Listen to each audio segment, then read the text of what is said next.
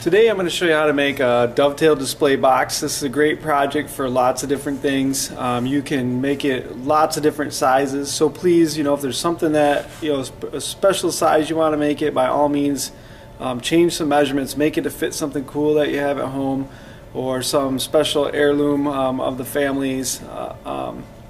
So the reason why we do the dovetail box is to try to introduce you to dovetails, because you can use them on cabinet drawers and hope chests and different projects like that. A little bit of technical thinking, a little higher level problem solving, and then we also incorporate some raised panels like the frame here that the glass goes in. That's another skill that you hopefully will use in high school. That is a great one for us to learn. So if we look at this is a basic box layout. We want all the grain to go horizontal, and we don't want the pieces to get less than 6 inches, because if they get less than 6 inches, they don't fit in the machine very well and they're really hard to work with. So really, if you make a display box a little bigger, it would probably turn out better actually. Don't let it get too small on you.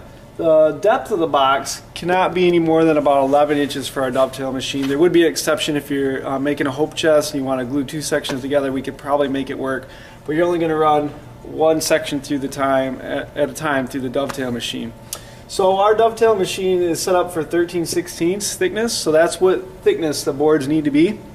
So before you cut your boards down, anything under 12 inches, remember we can't put that through the planer to make it thinner. So make sure we need to make it to this thickness first. The 13/16 needs to happen before these other cuts happen.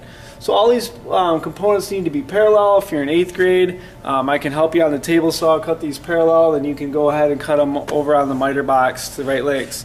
Also remember, when you're on the miter box, if it's under 6 inches, you need to use the clamp, so that way your hand is at least 12 inches away in the margin of a safety zone there. So we don't want to get it too small. So we're going to go ahead and start this project today. These are the size box that I'm going to make.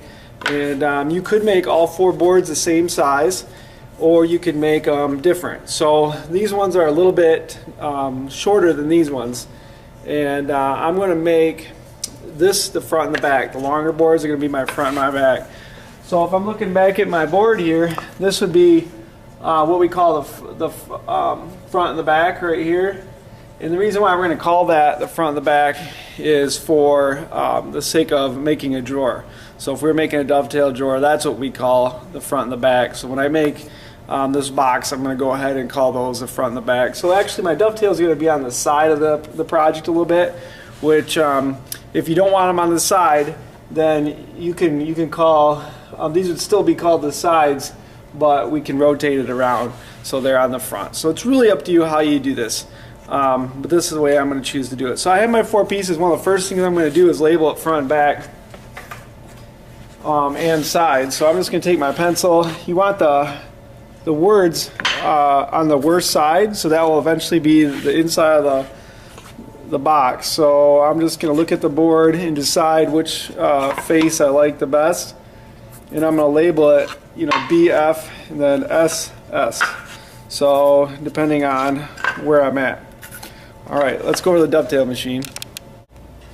So we are very lucky to have a dovetail machine. I'm sure several schools do not have these. This one is $2,700, so we have to be extra careful with it. It'd be nice to, you can make lots of different drawer applications and different things, and once you learn how to do it, you'll become very comfortable and it'll go really well.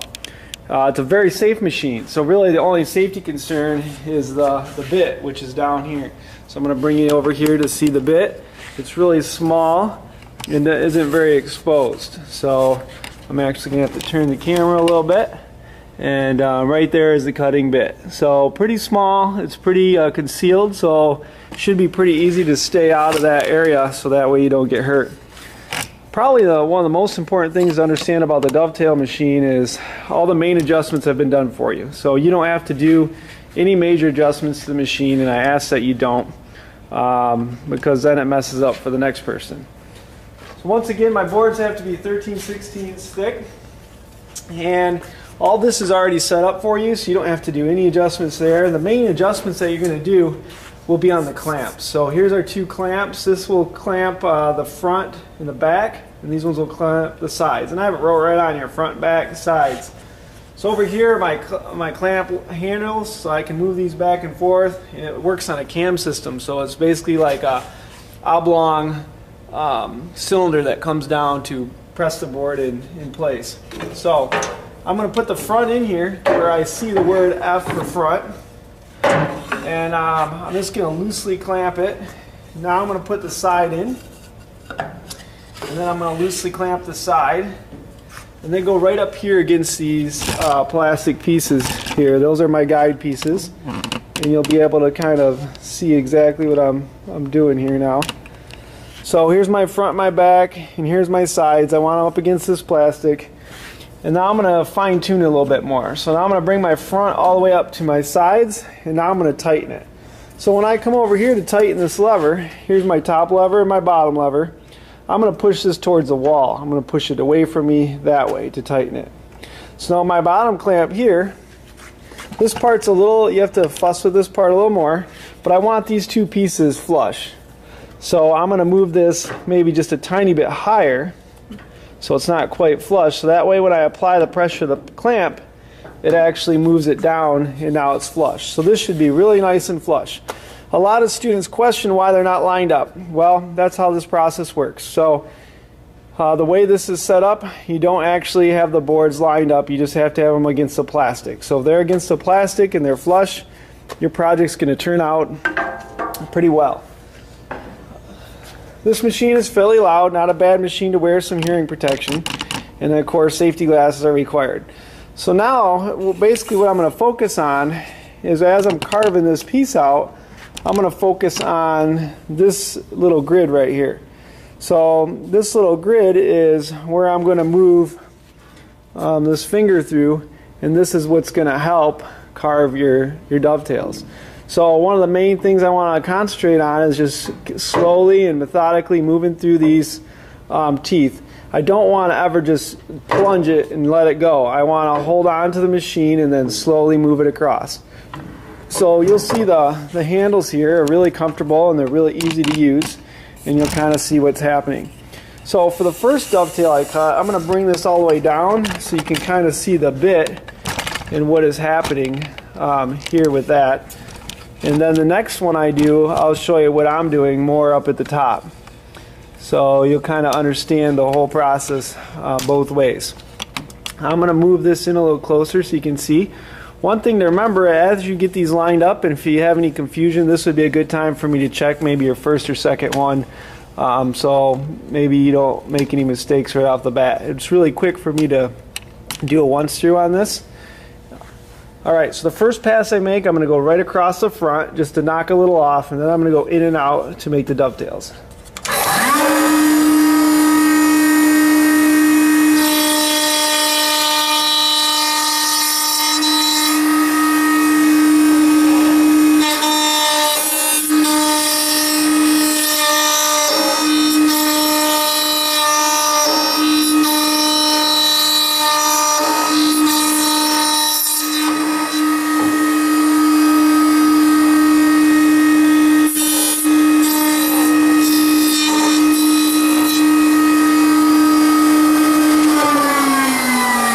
Thing you may have noticed is before I shut the machine off, I went through and made sure that it looked right. So I just inspected the dovetails to make sure the machine cut all the way through, and you notice this one right here wasn't cut quite all the way through, so I went back and cut it again. So now at this point I'm just going to loosen the top one, and then I'm going to flip it around to do the other side, and I can tighten it back down. And then I'm going to loosen this one, the sides, and I'm going to flip this around. If I flip my board over face to face, I will have to start over on this piece because I'll have one dovetail on one side of the board and then the other dovetail on the other side of the board. So now I'm going to bring this back up, and this time I'm going to try to give you more of an overview of what's happening kind of up by me, exactly what I'm doing here at the top.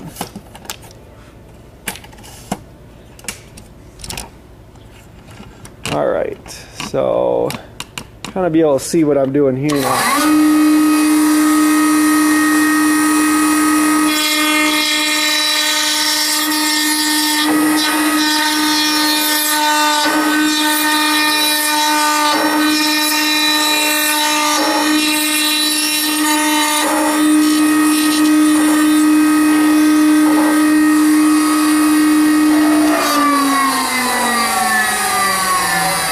My next pair of pieces, I'm going to pull just one out at a time, and that way I won't have to work so hard to reset everything.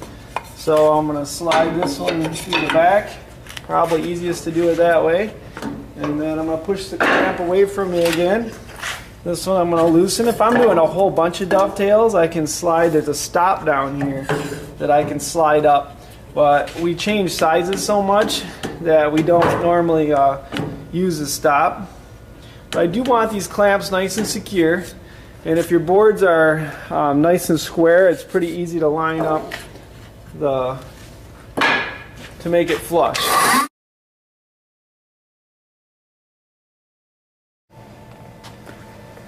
Okay, here we are at the next step. There's no glue in the box yet, so none of these corners have been glued together. The dovetails haven't been glued together at all. I just have this red clamp on here. It's clamped on here for support, and then I clamp the red clamp to the table. That will help keep this box from moving around. So my task right now is to put a groove in the bottom so we can insert the bottom of it. So I do this on drawers or boxes or whatever we're making. This is a really neat way to do this because then you don't see anything on the sides, and but we do that before we glue this together. So I'm just going to take the router. This is a rabbiting bit on the router. It's about a quarter inch across, and I have to have it set up about this far away from the base. So this measurement between the base and the bottom part of the router bit is about a quarter inch. So my job here, and this is what gets kind of tricky, so I'm going to start the router in the middle, and then I'm going to ease it into the sides, and I'm going to work my way around. And for this one I go clockwise around.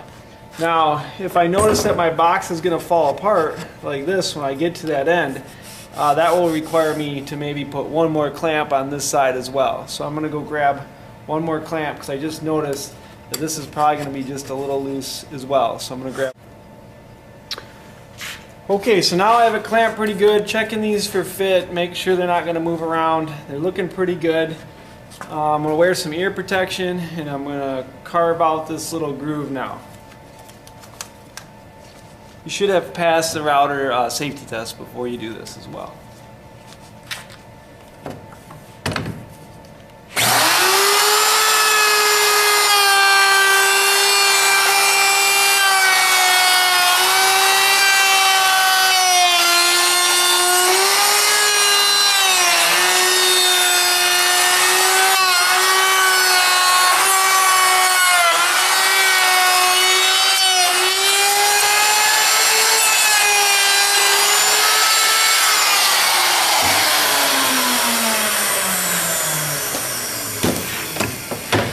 Okay, so you notice I went around once and I just took a little bit off, and then I went around again and then I pushed the router all the way up to the bearing. So that's the bearing.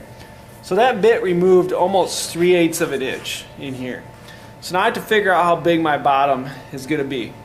So I'm going to measure from here to here. I'm going to measure the inside both ways. Each measurement's going to be different because I have a rectangle box. And even if you cut your boards all the same length, it's going to change when you start to hook them together. So I need to measure between here and here, and then I'm going to add about 5/16 on each side. So if I measure here and here and add 5/8, so 5/16 plus 5/16 is 5/8. So then I just measure between here and here and add 5/8 of an inch, and then I measure between here and here and add 5/8 of an inch, and that will give me the size the bottom needs to be. So I'm going to go cut out the bottom, and then okay, I've made the bottom now. One thing I did is I rounded the corners. You don't have to round the corners very much. I probably rounded them just a little more than I needed to. It's about the radius of a quarter. So if you put a quarter in the corner and you just kind of match that, trace a quarter, that's going to be pretty close. But you don't want to round them too much or you'll see a hole right through the bottom. So I've cut the bottom. You could probably get away with cutting this just on the bandsaw. If it's a big enough board, you can use the miter box. You can bring it to me and I'll help you cut it on the table saw as well, if that would be easier. So we're ready to install the bottom. Before you install the bottom, you might want to sand the inside of the box a little bit. You could get rid of the letters and such, because once you glue it together, it's pretty hard to sand the inside of the box. So I'm just going to take this. I already dry fit it to make sure this is going to fit. So you should always dry fit it to make sure the bottom fits. And then I can put a little glue in the groove, and then I can come through here and put a little glue on the dovetails. So I'm going to do that on all sides, and you know, you can do this back by the glue table if you think you're going to make a big mess. If you can clean up any mess that you make, it'd be okay to do this over here on the tables. So I'm going to put a little more glue in this groove. I'm going to grab this board, kind of do the same thing.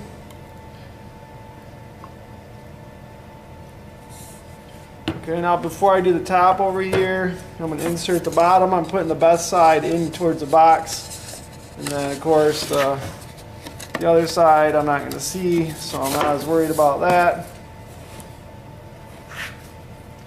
So now I'm going to put a little more glue in this dovetail, and then a little glue in the bottom channel here.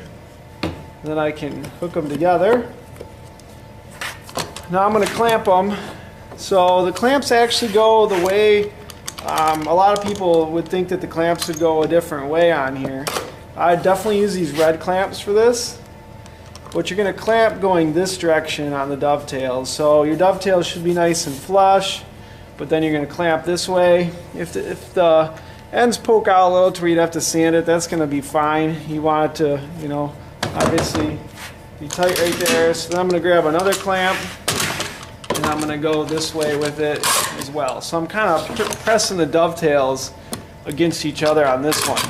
A lot of people want to clamp the other direction, which I don't think gives you nearly as good of results, and it can actually crack the dovetails. So a lot of people like to clamp it going this way, and I don't think that works as good. So these red clamps are really going to push even pressure on it. So once again, these clamps really aren't for gluing, they are just for material hold down.